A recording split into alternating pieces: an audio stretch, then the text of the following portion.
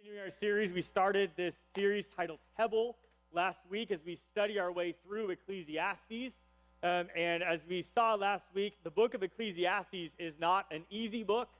It's not one that is even super encouraging. It's one that we see was written by Solomon, as we saw last week, the king of Israel, wisest man that has ever lived, because he asked God for wisdom, and God granted that request. And with that, we've seen that, again, Solomon wrote several different things and some different books within the Bible. Ecclesiastes is a part of the wisdom literature, meaning it is one piece of a three-piece puzzle of all of the, again, of how we do life well, how do we live by wisdom. You know, the first piece is the book of Proverbs, and Proverbs comes from the tone of a helpful grandmother with a very optimistic view. And then we have the second piece is the book of Ecclesiastes, which is written again by King Solomon with a very different viewpoint. Right, he comes from the pessimistic side, right, from the view of that. In fact, he says overall throughout 38 times throughout the book that life is meaningless, or actually the Hebrew word is the word Hebel, right, and saying that it's hard to understand. It's some things that don't make sense. And yet, he comes to that of saying that, again, life without God is meaningless. But he comes from a very pessimistic view, right? And we also saw, again, last week that within Ecclesiastes, we see two voices. We have the author voice, which is the more big picture thinker, the positive outlook. And then we have the teacher, which is the most of the book, right? And the teacher comes from the very pessimistic view of noticing, again, and identifying human ideas, right, and how short they fall. Through that, again, Solomon wrote, both of them. He is both voices, but he wrote, again, from different perspectives within the book. And then the third piece of the wisdom literature puzzle is the book of Job, right? And that is the book, again, a narrative story of Job and of his suffering and his allegiance to God. And so as we're putting the pieces of this puzzle together, we put those together last week. And now we saw, again, the overview of Ecclesiastes, and that's where we ended last week, and that's where I want to start today, is with Ecclesiastes chapter 12, verse 13. Okay, where he says, that's the whole story. Here now is my final conclusion. Fear God and obey his commands, for this is everyone's duty. Right, and we see, again, that is the conclusion of the book. And in fact, as we say, again, Ecclesiastes, we saw last week, is not a theological book. It is not a book about God, right? But it is an ideological book. It's a book made up of human ideas, right? And of things that observations, from this teacher about how life doesn't make sense, right? And about how human ideas are sometimes hard to fathom and hard to put together with who God is. And yet this is his conclusion, right, at the very end, that we hear from the author, right, that we need to fear God and obey his commands, and that is truly the duty of every human. And again, as he comes, again, to this conclusion that everything in life is Hebel except for God. Everything in life is Hebel without God. Right, that God is the only thing that brings us hope, that God is the only thing that makes life worthwhile. And then, like I said, he goes into this several chapter, really kind of ramble and rant about several different topics, several different things that we seek as humans to find fulfillment, things that yet even the more that we seek it, the more that we just feel empty, right? Because we get to the end of that road and realize that it's still just Hebel unless God is involved.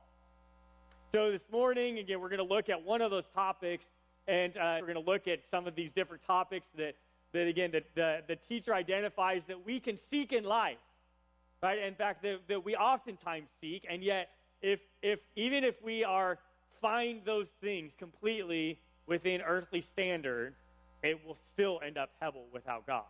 Now, today, we're looking at seeking success. Okay, looking at, again, can we be successful? And a lot of times, again, we find fulfillment in success. Again, on this Mother's Day, thinking about, several of the topics that he goes into when he talks about success within the book are things that we've probably heard from our mother at different times in our life, right? Things like, use your time wisely, right? Things like don't you have any common sense, right? And I know, we, Maureen and I, we have all boys, and again, especially with boys, again, sometimes it seems like you kind of look at boys and be like, really? What were you thinking? Right? And we realize, again, as guys, right, we can say we weren't, right?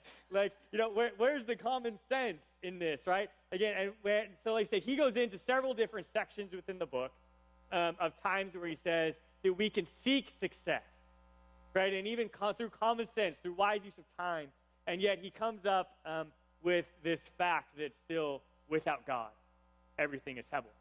And so, like I said, we're going to bounce around a little bit today as we look at these different areas of topics of worldly success versus godly success. And that's really, again, what the teacher does for us in this topic is he looks at, hey, how does the world define success, right? Through common sense, through wise use of time, through all these things, versus what does godly success look like? Because without God, it's all Hebel. And so our base passage this morning is going to be in Ecclesiastes chapter 3, verses 1 through 15. So if you have your Bible with you, I invite you to open with me to Ecclesiastes chapter 3. If you don't have your own Bible, there are Bibles provided for you in the seat pockets in front of you. You notice on your outline is the page numbers of where you can find this passage in those Bibles. So we're going to start out this morning at Ecclesiastes chapter 3, starting at verse 1, where it says, "For everything there is a season, a time for every activity under heaven, a time to be born and a time to die, a time to plant and a time to harvest, a time to kill and a time to heal, a time to tear down and a time to build up, a time to cry and a time to laugh, a time to grieve and a time to dance, a time to scatter stones and a time to gather stones, a time to embrace and a time to turn away, a time to search and a time to quit searching, a time to keep and a time to throw away, a time to tear and a time to mend, a time to be quiet and a time to speak, a time to love and a time to hate, a time for war and a time for peace." I want to pause there as we examine, again, this first section of Scripture. And as we read this, again, this is probably the most familiar passage of Ecclesiastes, right? One that we have heard over and over. Should we all sing the song together? Right? Okay, maybe not. But as we realize that, again, these are familiar words, right? And realizing, right, that there are seasons in life, there are times, right, when everything is appropriate, right? And yet, as we realize that, and when we look at this worldly success, right, and realizing again that there's a time again to plant, there's a time, to harvest, right? There's a time to uproot, right? There's a time to gather, there's a time to scatter, there's all of these things, and yet worldly success always wants to win.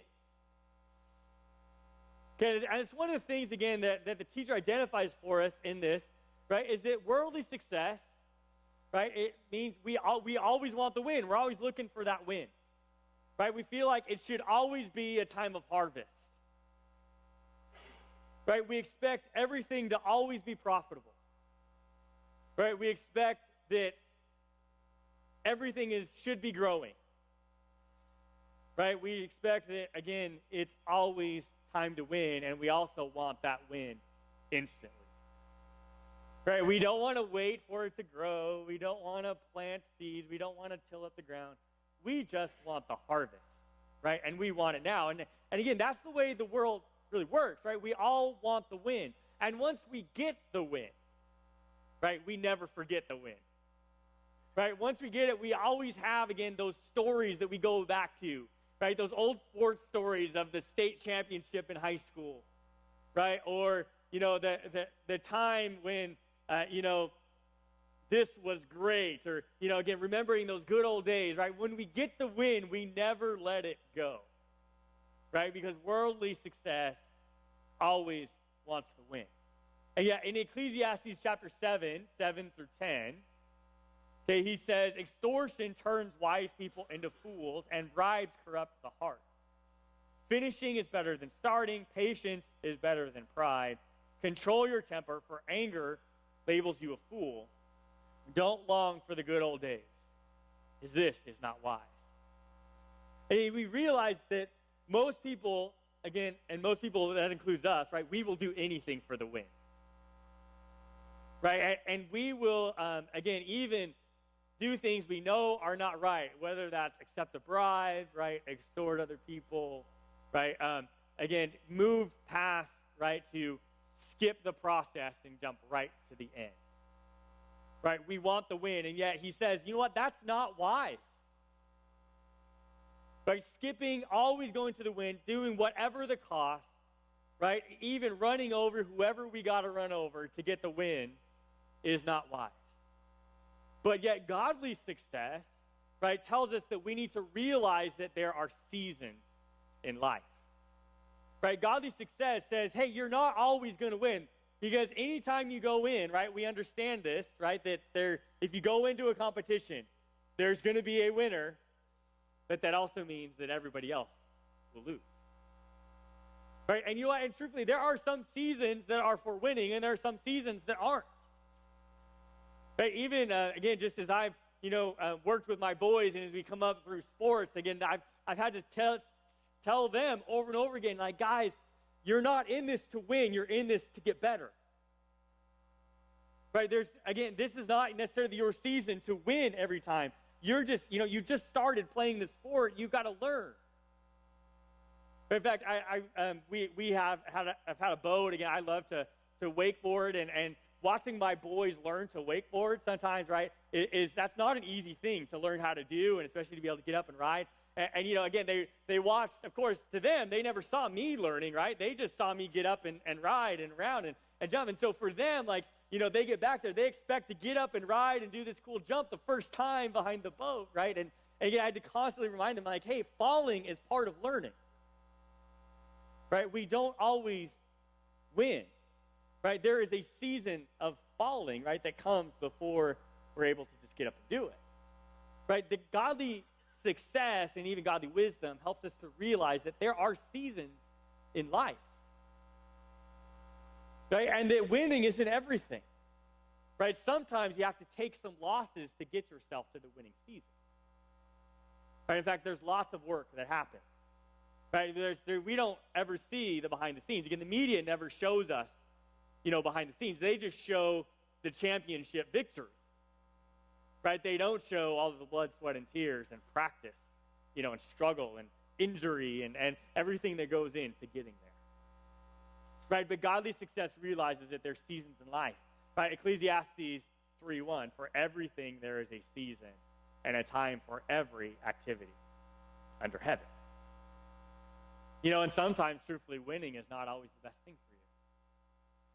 Right? As we all know and experience, right, that we learn more, we grow more through failure than we do through success, oftentimes. But yet, worldly success always wants to win, right? And yet, godly success realizes that there are seasons in life, and and sometimes it is okay to not be okay. So many times we, again, especially coming to church, right? We come to church and we just have to put on this happy face, right? And say, when people ask, how you doing? I'm good, even when we're really not. Right? And yet, again, godly success, it's okay, right? Because it's okay to not be okay. Right? There are seasons in life. And the next thing I want to point out, right, is when we look at this worldly success versus godly success, right, is we see then that worldly success relies completely on results. Okay, worldly success relies completely on results. Again, I want to go back again to our text this morning, Ecclesiastes chapter 3, picking up at verse 9. Okay, where it says, so what do people really get for all their hard work?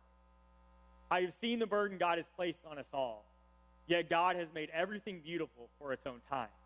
He has planted eternity in the human heart, but even so, people cannot see the whole scope of God's work from beginning to end. Again, we as humans, as our human ideas, our worldly success, right, we rely completely on the results. We define success, right, by the results.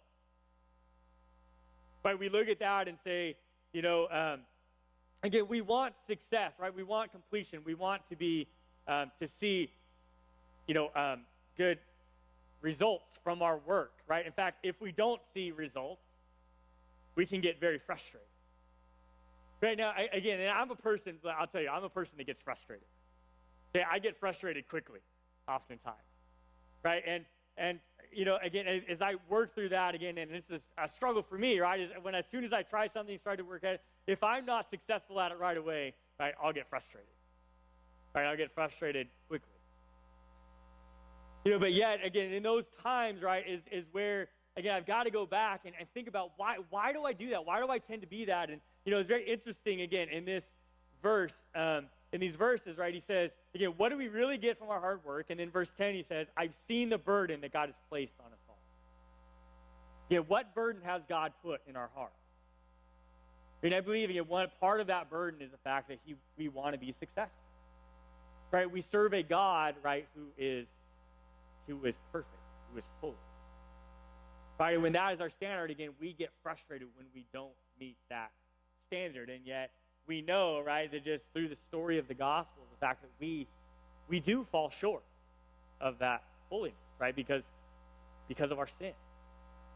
Right? And yet again, that frustration comes out, right, when we know what we could be, what we were even created to be, and yet we fall short of that. In Ecclesiastes 9, 1 through 3, okay, he says this. He says, this too I carefully explored. Even though the actions of godly and wise people are in God's hands, no one knows whether God will show them favor. The same destiny ultimately awaits everyone. Whether righteous or wicked, good or bad, ceremonially clean or unclean, religious or irreligious, good people receive the same treatment as sinners. And people who make promises to God are treated like the people who don't. It seems so wrong that everyone under the sun suffers the same fate. Already twisted by evil, people choose their own mad course, for they have no hope. There is nothing ahead but death anyways.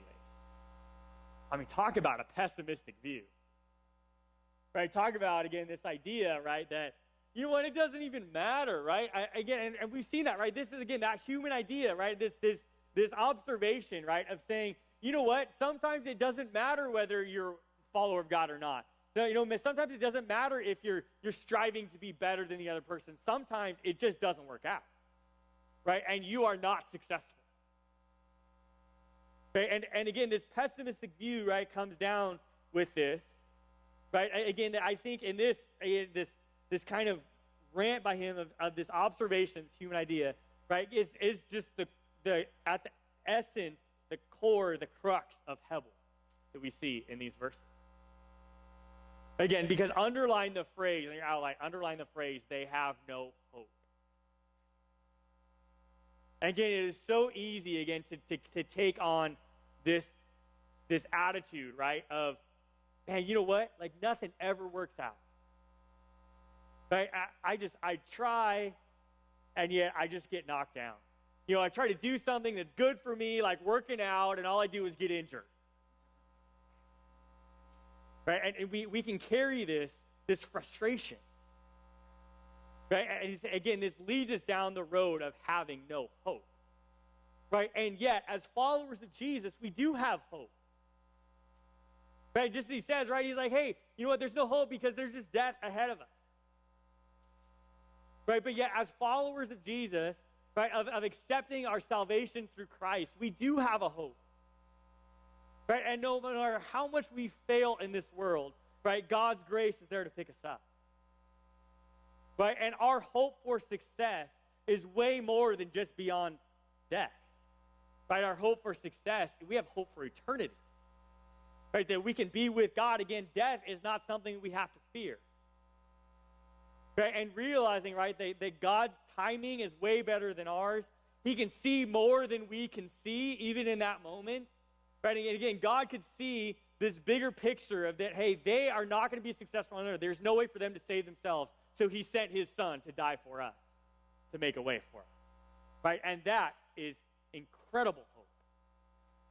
Right? And so what earthly success, worldly success, relies completely on results, right? And leads us down the road of no hope, right? Godly success realizes that God sees the bigger picture, and there is a bigger picture, right? It's not just our frustration in the moment, right? But the fact that we have hope in God, right? And in the gospel of Christ. Again, we see now just a few verses later, right, in Ecclesiastes 9:10, where we see him kind of lean the other way, right, when he says, so whatever you do, do well. For when you go to the grave, there will be no work or planning or knowledge or wisdom. And again, there's this underlying tone within his pessimistic view that we looked at last week, right? The fact that he knows that God is there, right? He knows that God is sovereign, and he knows that God is loving, right? And at the same time, again, as he writes this, he's like, hey, you know what? There is no hope without God. But with God, you have hope, and therefore do everything you do well, right? Because truthfully, your success is not in your hands at all, right? Because physical death will come, and at that point, you know what? You won't even get the joy of planning, right? Or of knowledge or of wisdom or of working, right? Because with God, we can trust that he sees the bigger picture, and he will ultimately bring us success if we follow him. And then he continues his thoughts here in Ecclesiastes 3, okay, picking up at verse 12. Okay, where he says, so I concluded that there is nothing better than to be happy and enjoy ourselves as long as we can. And when people should eat and drink and enjoy the fruits of their labor, for these are gifts from God. Again, he moves on, right, from this view, right, of like, man, like success doesn't always come, and we can get this frustrating view, and yet we're not relying on myself for success if I'm a follower of God. Right? If I believe that God is there, that God is walking with me, right, then I will define against success differently. Right? And I won't rely on myself as much. I won't carry that heavy burden that he's put on us all. Right? I can give that burden to the God that I follow. But yet worldly success relies completely on myself. Right? You see, worldly success, again, relies completely on myself. Again, worldly success, right, tells if I'm not successful, then I figure out why and I change it. Right? I just work harder. Right? I try and figure it out. Right? If it's not working, I just get a bigger hammer. Right? And we just continue to move on, right? I just got to meet the right people. Come up with a new idea. Right? Again, I just turn closer to myself and I figure it out. Right? Again, and this is part of, too, where he kind of goes into even this common sense, right, that we turn to. Okay, he points one of these out in Ecclesiastes 10:10. Okay, where he says, using a dull axe requires great strength. So sharpen the blade. And that's the value of wisdom. It helps you succeed. Again, this is kind of, again, comes into the old adage, right, of work smarter, not harder. Right? And yet, but notice, again, even the flaw in that reasoning, right, is the fact that I'm still looking at myself. Right? If my strength isn't good enough, then I can turn to my mind and I can figure it out. Right? But yet, I'm still relying 100% on myself. And yet, godly wisdom says, don't just rely on yourself, right? But turn to God, right? Trust in God. Know that he can see the bigger picture. Know that he's leading you through this process, this journey in your life, right? That ultimately will bring success. But, you know, maybe it's not that, maybe you're not in that season. Right? Again, as we realize this, right, we understand that godly success just enjoys the season you're in. Right? Even if that is not a season of success. Right? Even if that's not a season of harvest. Right? Even if it feels like, man, every door just keeps getting slammed in my face. Right? Yeah, maybe that's when we got to take a step back and say, but Lord, what do you need me to learn in this season? God, what are you trying to show me in this season? Right? How can I enjoy this season and learn and grow in my own faith journey through even my failures? right? If we can ultimately rely on God for our success.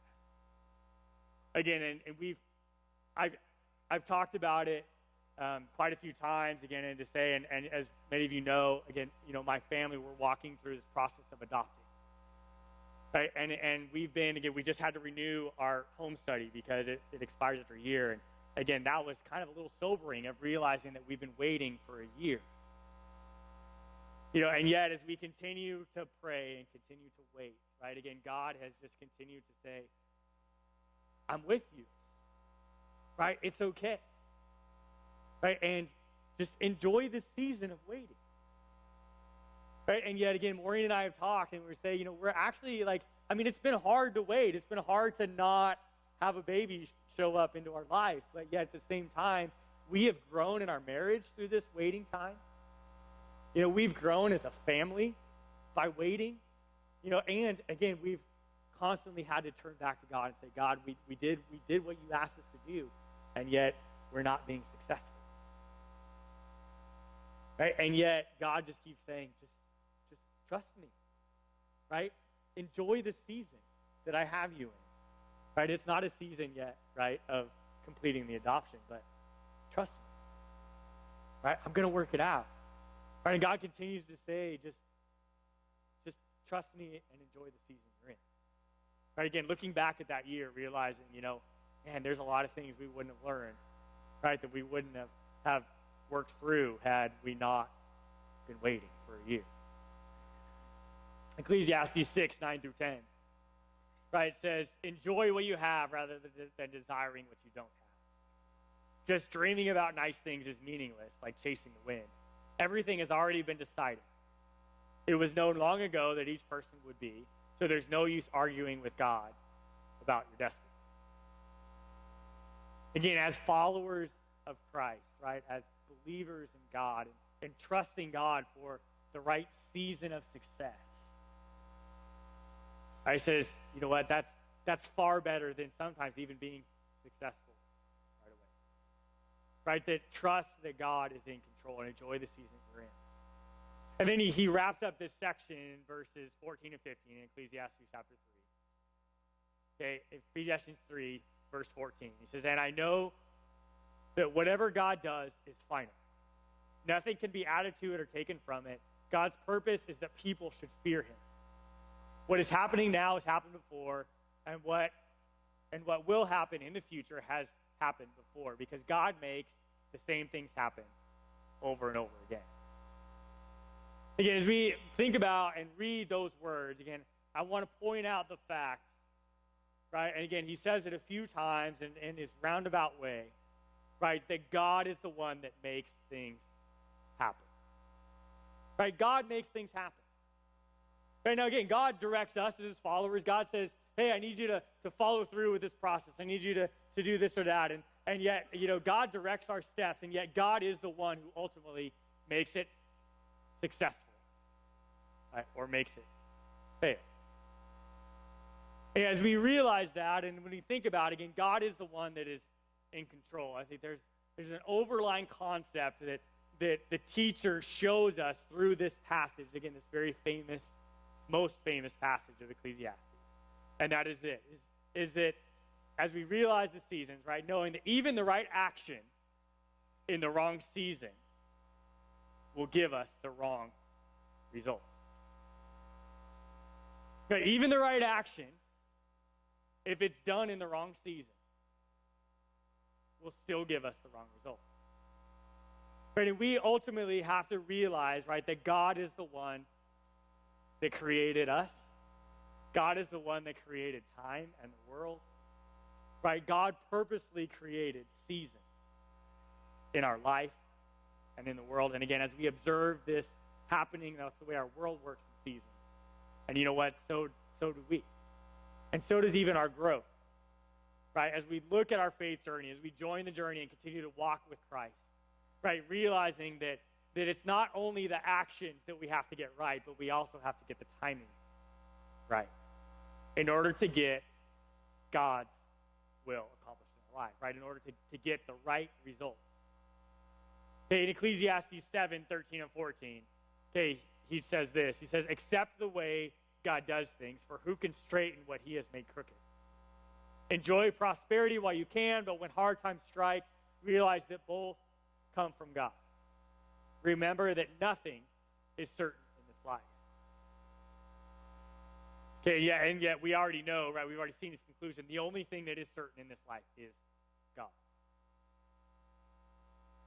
Right? And worldly success tells us we should always be in a harvest season. Right? That I hold my own destiny, right? And that I can make it happen on my own. Right? And, that if I just work harder, I'll be successful. And yet, that's the only way. We always have to win. And that's just simply not true. Right? God has designed seasons into this world and designed seasons into our life. Right? And realizing, right, that sometimes the timing, in fact, is way more important than the action. Right? To get the result that God wants in our hearts and lives. Right? Which leads me then to my final thought this morning, and that is this. That success can be a big motivation to keep journeying. But without God, even success will be Hebel. Right, so what role does God have in your goals? Right, again, we're all striving for something. We all want to, hit a goal and continue to move forward in our journey as we should. But what role does God have in those plans? What role does God have in those goals? Because just as our pessimistic teacher taught us, right, is that worldly wisdom, right, says do it yourself. Right? Godly wisdom says do it with God, right? Because it will be meaningless. Even if you succeeded on your own, it's going to be meaningless without him. Right? So trust in him and follow his lead. And no matter what season